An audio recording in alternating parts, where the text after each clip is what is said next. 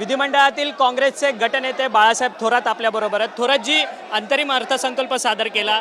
अनेक वर्षांपासून तुम्ही विधिमंडळाचे सदस्य म्हणून काम करताय, परंतु आत्ताच्या अंतरिम अर्थसंकल्पामध्ये तुम्हाला वेगळं काय वाटतं? लगेच इलेक्शन वेगळं काही नाहीये। निवडणुकीकरता निवडून येण्याकरताचा एक केविल आणि धडपड त्यामध्ये दिसते आहे, याच्यापेक्षा जादा काही दिसत नाही। परंतु ज्या पद्धतीने लाडकी बहीण योजना असेल, लेक लाडकी असेल, थेट डीबीटीच्या द्वारे थेट रक्कम पैसे जमा करण्याचा हा कार्यक्रम देतील, शेवटी जनतेचा पैसा आहे, जनतेला दिल्यानं काय फरक पडतो? परंतु महिला ऑडियन्सला टार्गेट करून हा सगळा निवडणुकीमधला खेळ करतात। महिलांच्या बाबतीत बोलण्याचा अधिकारच नाही त्यांना।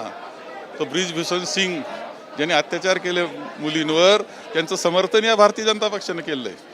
परंतु विरोधक तुम्ही अर्थात तुम्हाला निधी कुठे मिळत नव्हता अशा पद्धतीची देखील अनेक गोष्टी ज्या आहेत त्या समोर येत होत्या, आणि आता संपूर्ण योजनांची खैरातच सरकार करतं। निवडणुकीसाठी 2 महिन्यात निवडणूक असल्यामुळं त्यांचा केविलवाना प्रयत्न चाललाय लोकांना भुलवण्याचा। लोक भुलणार नाहीत। सर, विधान परिषदेच्या निवडणुका आहेत, 11 जागांसाठी तयारी सगळेच करतात आहेत। काँग्रेसकडनं नाव निश्चित झालंय का? ज्या पद्धतीने अनेक नावं चर्चेत अद्याप नाव निश्चित नाही।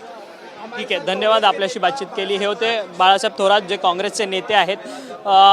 ब्रिजभूषण शरण सिंग यांच्या संदर्भात अगोदर भाजपने बोलावा आणि त्यानंतर महिलांच्या संदर्भातले योग्य ते निर्णय घ्यावे, असं थेट हल्लाबोल करत टीका जी आहे ती बाळासाहेब थोरात यांनी सत्ताधाऱ्यांवरती केलेली आहे। व्हिडिओ जर्नलिस्ट रोहनसह अक्षय मंकणे, TV9 मराठी, मुंबई।